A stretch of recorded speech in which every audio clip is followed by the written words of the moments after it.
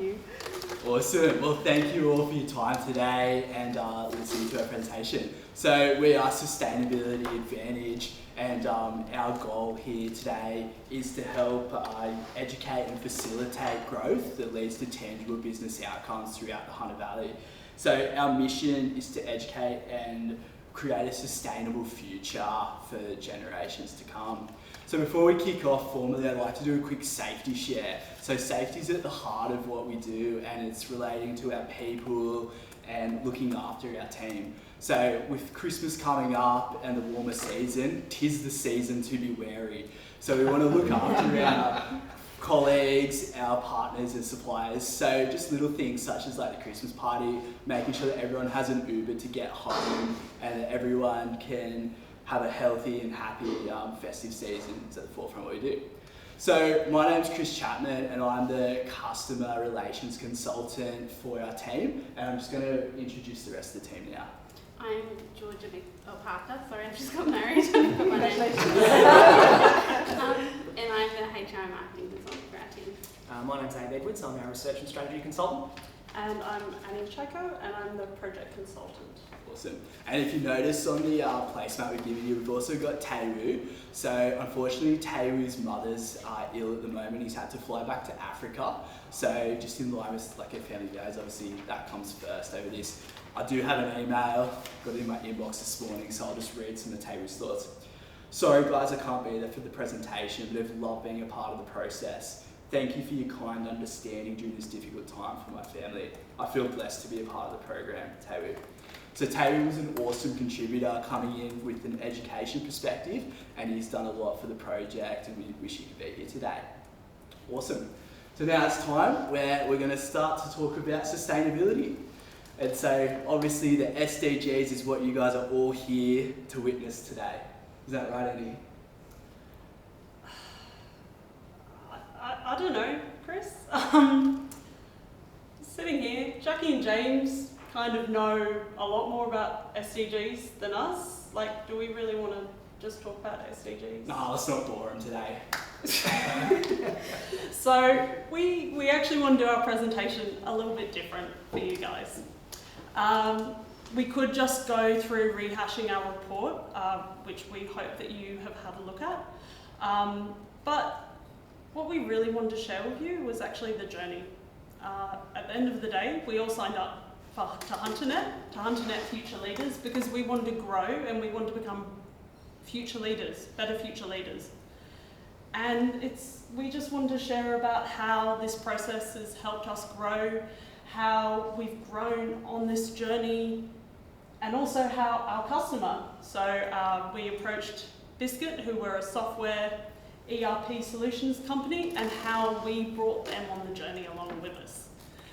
So to kick off, I'll admit, Hunter, sustainability, a great quote from Scott Morrison comes to mind, and that's, Australia, we're really good at digging stuff up. And I don't really know how that and sustainability fits together, and that's really how I used to think about Newcastle and the Hunter. So our team, we're going to go and share through the journey. We're going to start off with Georgia. Georgia is going to talk about some of those myths and misconceptions that we had and our customer Biscuit had at the start of our journey. And then we'll pass on to Abe, who'll talk a bit more about our journey with our customer, our client, why we chose them, and a bit about how we chose our SDGs for them. So Georgia, I'll let you go ahead. So yeah, I'm a little bit quieter than the other two, so if I don't talk loud enough, please let me know. I'll try and talk up. So yeah, when we first started looking at sustainability, we kind of thought it just involved being green, something that large businesses had to look good, but it didn't really mean anything. And when we started approaching our HunterNet companies, we kind of realised that most of them didn't really know what it meant either. So that's sort of where the journey began, when we decided to go through the common misconceptions with what we found along the way. Some of those were thinking that it was just something that was only in the green, like environmental industry, nothing related to gender equality like our myth poster. Didn't realise that it was something that included social governance and economics. We also thought that it was something that only large businesses could contribute to, and didn't think that small businesses would find any value or be able to even afford to participate. And that's something that we discovered when we approached Biscuit. They sort of had the same mindset. And when we talked to them, they didn't want to measure their targets or goals. They just thought they wanted to implement things. They were already doing really great things. They just didn't know that that was sustainability. So we sort of educated them on that process, and they soon got on board, knowing that that meant they could really improve their business and have key change in their employees. So yeah, after we sort of ran through that process with Biscuit and learning about sustainability, we kind of discovered that sustainability and the SDGs are really just goals based on values, and values that we sort of all want to have as a society, but sometimes get a bit lost. And that's sort of why we led ourselves to Biscuit, and I'll let Amy tell you a bit more about that. Thanks, Georgia.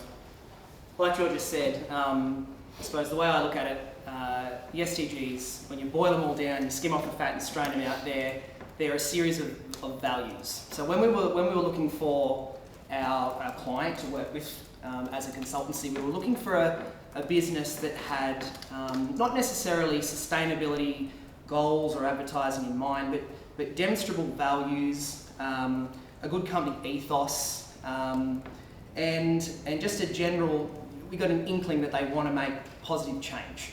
And we did quite an extensive amount of research before we came to Biscuit. We found on their website, quite a second post of their company ethos. And that really stood out to us. Inspired people, innovative thinking, intelligent solutions, limitless possibilities. And that was something that we really resounded with us. We didn't want to fire off 10,000 emails and make 1,000 cold calls. As much as I don't mind a cold call, I spend a lot of time working in retail, I love a cold call. We wanted to find the right business to work with and a great platform, someone that we could really support. And someone that would be supportive of us coming in, asking some questions, being able to get a bit of information, some feedback, and work collaboratively together in order to make some improvements. And Biscuit were a great business to do that with. We're very, very lucky to have them and their support.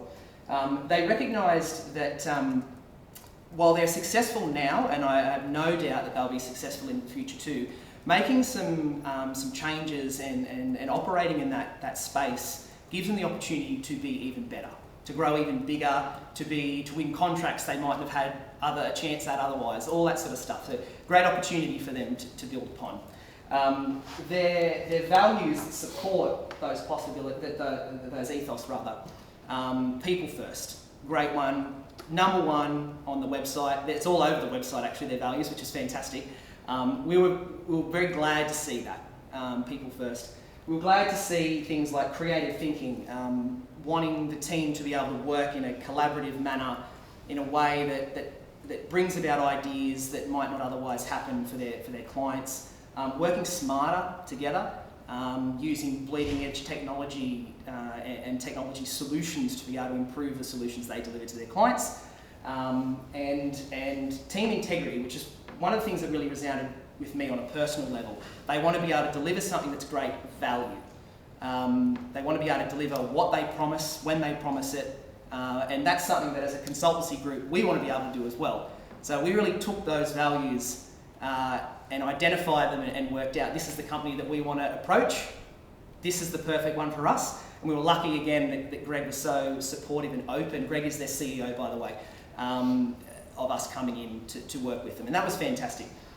All those values helped us to work out SDG goals for them.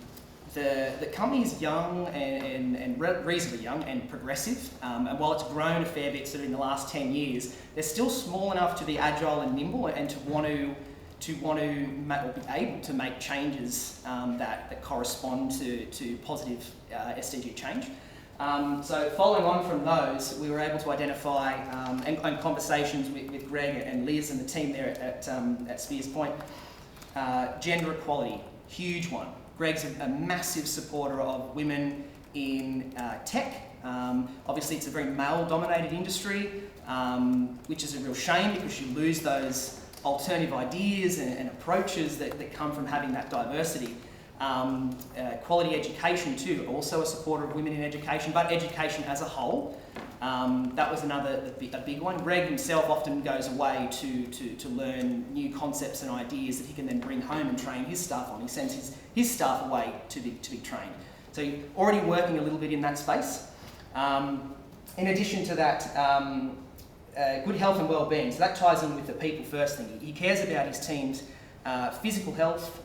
He contributes to local sports, get sponsorship of local sports games, for example, already. So we knew that he was in tune with that SDG.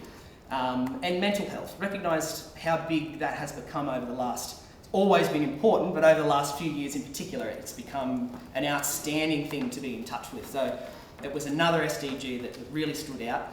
And their bread and butter, industry, infrastructure innovation. That's what they deliver to their customers. It's what their customers then use.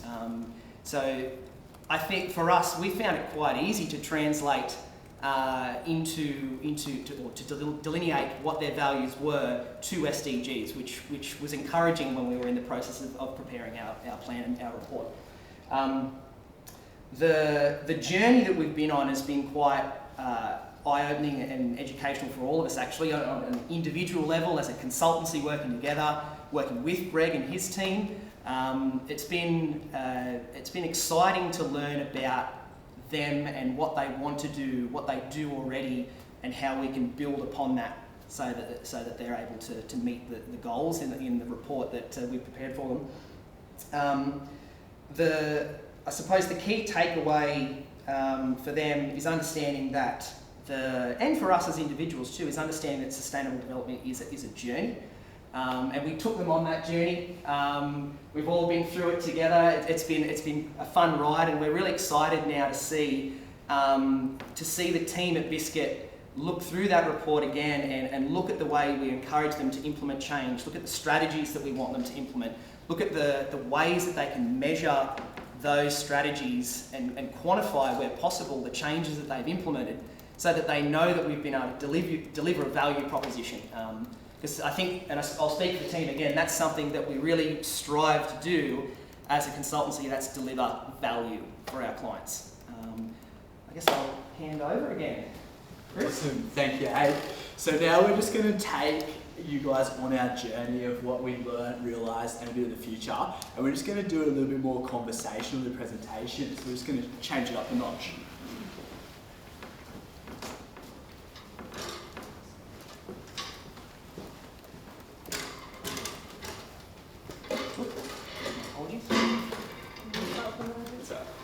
Awesome. So personally, on my journey, unlike my peers, I run a small business. I'm the director of a 6-person agency. So at work, we don't have the resources to have an SDG team in place. It's some of these big companies that we were focusing on and looking at, like their sustainability reports, have teams bigger than my own whole business dedicated and devoted to making it happen. So because our industry, like my personal industry, is in the software space, it's very similar to Biscuit in terms of like the service offering, being a software solutions provider, and also similar in terms of we had a lot of values, a lot of initiatives that are out there, they just weren't formalised into an SDG plan. So my biggest takeaway and realisation on this journey and working with these guys as a consultant has been that we have a lot of great things out there, but formalising them into an SDG plan is absolutely paramount to the future of the company, and really realising the importance on a sustainable social and governance level, but also on a commercial level. So for example, one of the implementations we did for Biscuit was STEM and focusing on STEM. So if you can educate people coming through the schooling system and earlier into STEM, you can guide them and then provide things like scholarships and graduation. So obviously that's an SDG, but once they graduate and they're working for us, it provides a commercial outcome. So linking the SDGs, the non-tangibles, to a commercial outcome has been probably the biggest realisation and journey in personal growth for me working as a consultant with our client Biscuit. I'm a little bit different to Chris. I work with a much larger team. So I work for the engineering department of AMP Control in their electronics division. We're the country's largest privately owned electrical engineering company. And my journey's been a little bit different. You know, I'm fortunate because I work with a wide variety of people. I straddle the fence between engineering and factory floor production. I have the opportunity to work with all sorts of different people, all sorts of engineers of different disciplines, and all tradesmen of different backgrounds. And it's a great place to learn. It's a great opportunity to learn all manner of skills and build great relationships, build great professional relationships as well. It's something that brings me a lot of joy, actually. I love going to work. The program and the project in particular has given me a chance to build my communication skills. It's something that I've always struggled a little bit with. And so through the course of some of the presentations that we've had here and communication with each other as a group and with our client Biscuit, using different mediums in person. You know, Chris and I have met Greg in person in addition to communicating online. It's been a good opportunity to build some skills for me. And on the sustainability front too, my eyes were really open to what sustainability can be. I suppose if I had rewound 12 months, I could have sat here and told you it's recycling your milk bottles and using Tupperware instead of Ziploc bags.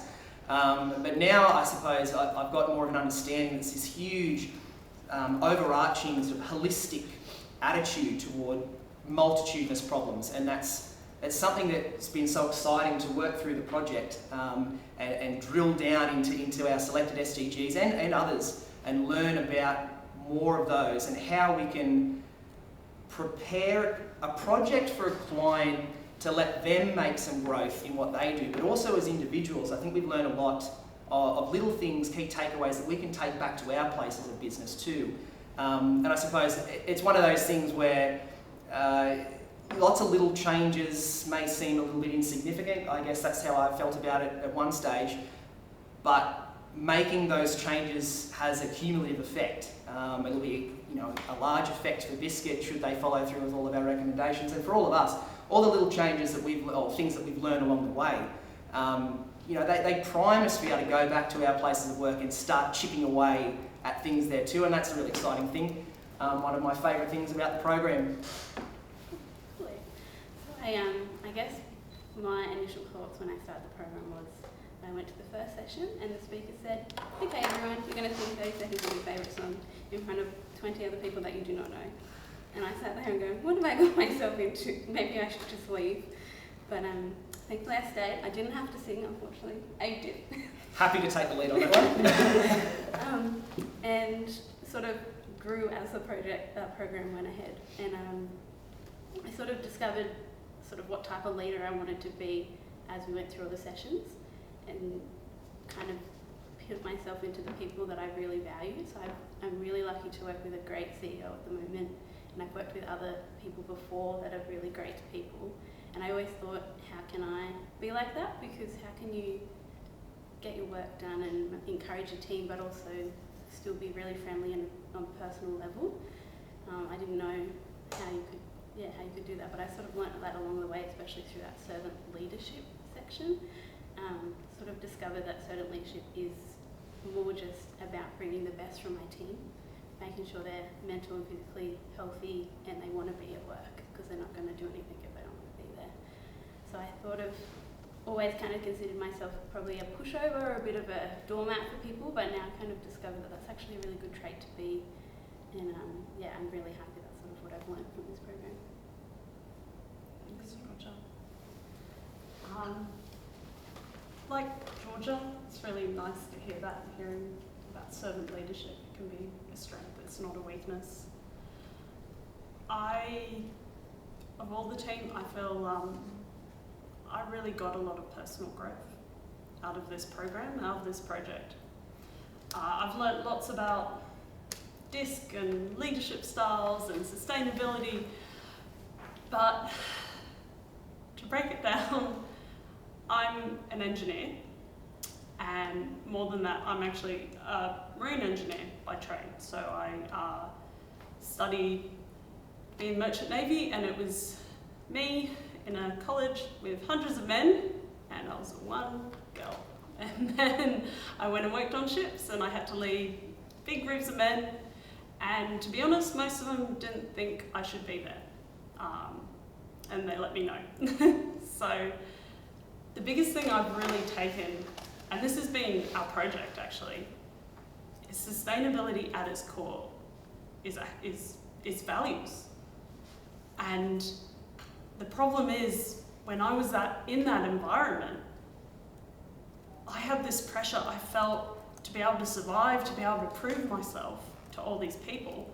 I had to be a stereotypical engineer. I had to be everything what people thought an engineer meant. I had to be non-emotional, I had to be very practical, I had to be always the best at everything, very hands-on.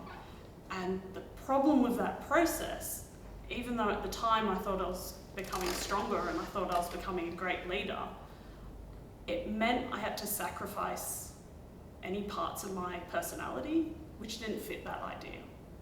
So coming into this and learning about sustainability and learning that really sustainability is values and having the conviction to actually act those values out, I had to completely re-examine my own values. And I had to completely break down that idea of what I had, what a successful leader is, what I should be. In one of our early presentations, one of the presenters said about, authentic leadership, just be your authentic self. And I thought, I don't know who my authentic self is anymore. So it's going through this project, it's strained by we developed these SDGs very much with Biscuit in mind, as Abe told you. So we talked to them, we really went off their values and what would help their business. But in a strange way, they resonated very strongly with me and my experiences. And I realised in the past, things such as good health and well-being and gender equality, I never would have spoken up against or about. I never would have actioned to make things better. I always thought, I can put up with stuff and that makes me stronger. And I realised in the term of sustainability, in the term of values, in term of having that conviction, having that courage to actually make these happen, sustainability isn't something just fluffy that people talk about on posters, it's something people do. And that made me realise I can be an engineer and I can have these values, because this is actually something we do. And I love that part of our process. When we were with our client Biscuit, coming up with the values was actually pretty easy. They already had them, but it was the actually creating action plans. Like, okay, this is how we're going to get better. And the CEO, Greg, he was very, very keen on lots of things, but he was very anti-measuring. And we really had to bring him on that journey and convince and make him realise, no, that's what makes you better, because then people take on responsibility for this and you actually see tangible change. We don't want sustainability to be just something that people talk about, just something fluffy. We want it to be real, we want it to be actions, and that's really just a great takeaway that I've taken from this. And it's really, I feel really hopeful for the future, and I feel a lot more confident in myself. With that in mind, I would like you to actually get your little gift bags. Have a little look through them. So 100% honest, when we started putting together the gift bags or the goodie bags, we did call them the judge's bribes.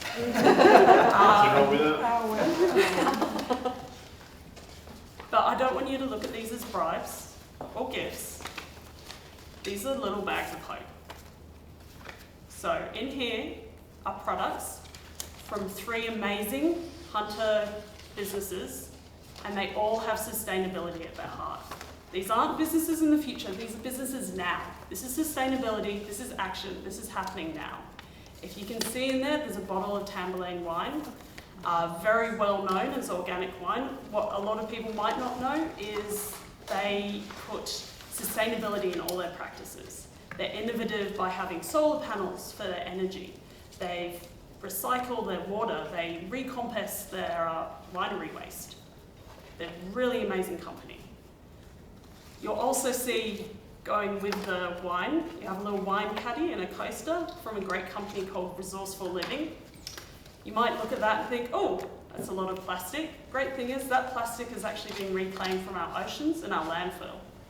Resourceful living is all about a circular economy, which I'm sure James and Jackie know a lot more about than me, but that whole idea that a product's life cycle can be full circle. You can have something which is recycled, is produced, it's then reborn into another product again. So even this has been a recycled product, but their products can be broken down again and create into a whole new piece of furniture or something else. So that's a great product. And finally, we have a little utensil pack from Coco Lush. Coco Lush, so they promote sustainability by having these reusable products, but also they're made from sustainable materials, so they're actually made from coconut palm. And Coco Lush support the communities that they get the products from. So they get them from the Philippines, they support the communities through education programs. It's absolutely amazing. So I hope that you can take away from this the final message of our journey. And that is these little bags of hope, and that sustainability is the future, and sustainability is the hunternet, and as you can see here, sustainability is now. So, from all of us at Sustainability Advantage, we'd really like to thank you for listening to us. So, Thank you, Tom. Thank you very much. Thank you. Thank you.